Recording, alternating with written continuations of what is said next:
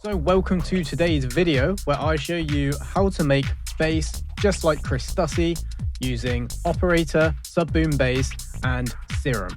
So let's dive into it.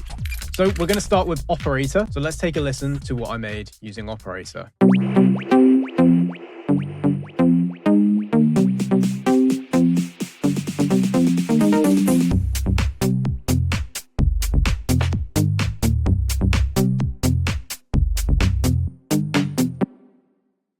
Really nice, really clean. And with operator, it's a bit difficult because we can't change the semitones of each individual oscillator. So there's ways around that we can work into operator. So let's go over to our new insert of operator and I'll show you exactly how to do it. So first thing you want to do is you're going to want to go down to your oscillator 1 or oscillator A, and you're going to change it to saw D. You're then going to bring the frequency down on the filter and change it out to OSR or MS2, and you also give it a boost in resonance and quite a steep envelope as well, around 40 to 50%, and you'll end up with something like this.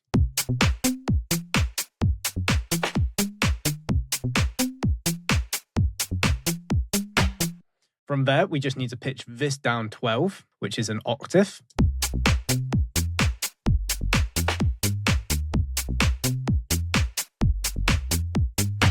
So now we've got that nice low end kind of pluck and bass to it. And to be honest, we could probably bring the filter frequency up a little bit more.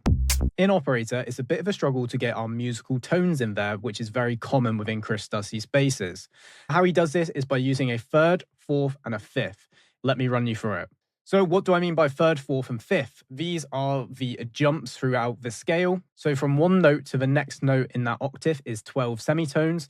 And then if you want to run a third, fourth, and fifth, so that is 3 semitones up for a minor third. Then you have 5 semitones up for a perfect fourth.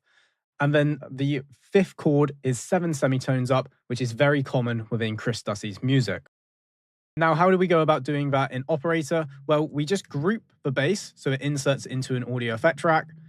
We can then go down to the multiple chain feature. We can duplicate our chain, and then to one of our chains, we can change our transposition, and we can go to 7, which will give us that perfect fifth. And what's great about having the 2 separate layers is we can actually play around with the filters in different ways to get slightly different tones out of both that bass layer and then that top chord layer.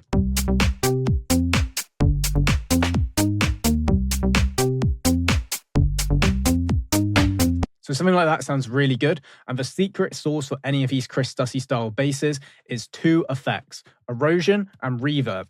So let's start with erosion. So erosion is a bit crusher, and some of you may have either used this plugin before or used something like Decimal or RC20. All do the same thing, but I'm actually a big fan of erosion by Stock Ableton. I think it's one of their better plugins. All we need to do is go to the sine, then bring up the drive slightly, and we're going to focus this on the higher end of the frequency spectrum and give this a play just to see what it sounds like.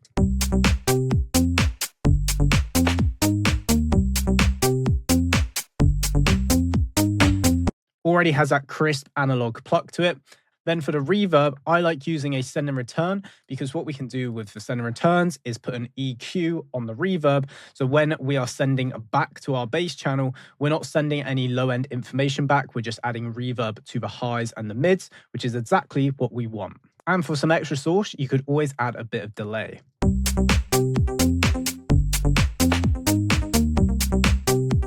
And once again, run this through a send and return because you can then set up an EQ on it, as I just previously mentioned with the reverb. So operator ticked off, let's dive in to sub-boom bass.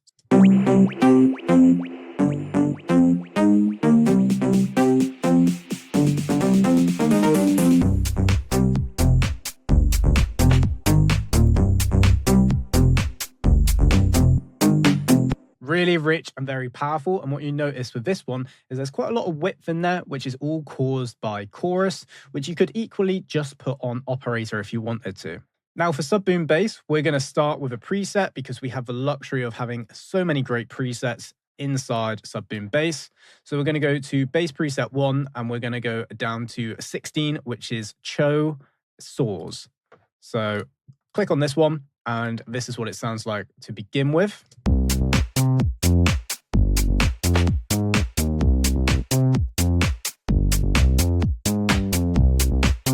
Not bad, but we want to make it really rich and harmonic.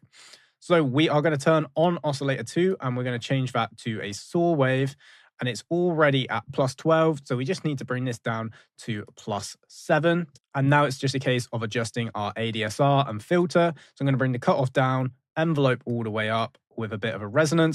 So we could always actually try the +5 as well for the perfect fourth.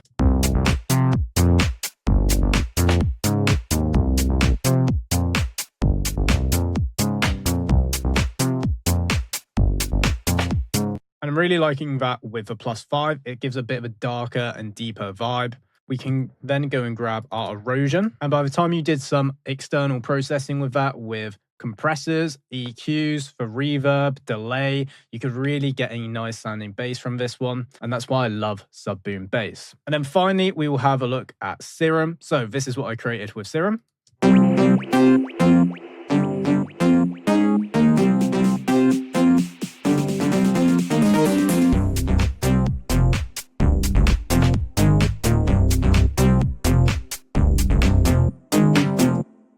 And I really like the effects you can get in Serum. I think Serum's one of the best synths to actually do this in, because there's so many different wavetables that you can get this nice rich harmonic saw wave, and it's very easy to try different things. And there's a few extra tricks that we can do within Serum too to really get a nice weight in the low end.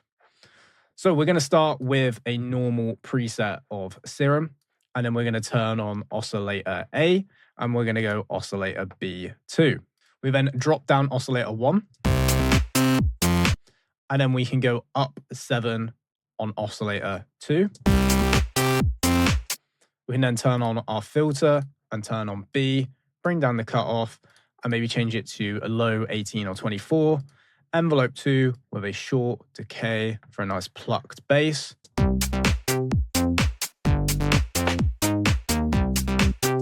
Turn random off for less issues and random phasing.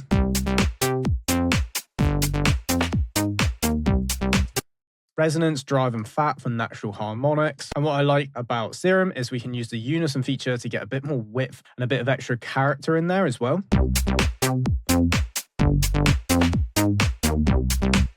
And that could be really cool to actually automate within your track. With the power of Serum 2, we also have 3 oscillators. So if you feel like it's lacking a bit in sub and low end, you could either use the built-in sub, or you could turn on oscillator 3, change the wavetable to a sine, bring it down 1 or 2 octaves.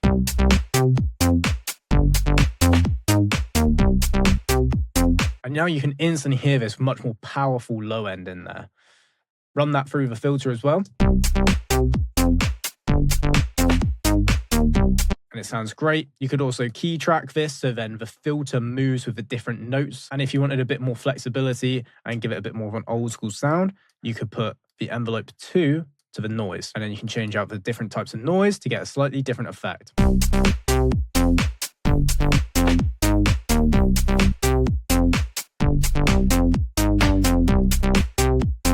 Endless possibility with Serum, especially with something like this, which is a bit more harmonic and musical, where you can easily change the semitones and all the different octaves as well. And you see all of them sound musically correct, whether I go 3, 5, or 7, and they just all have their own kind of unique flavor and taste. So I hope you found that video very useful. Remember, the project file is saved down below, so you can download these presets for yourself. I hope you got some good, useful information out of this one, and I'll see you in another video very soon.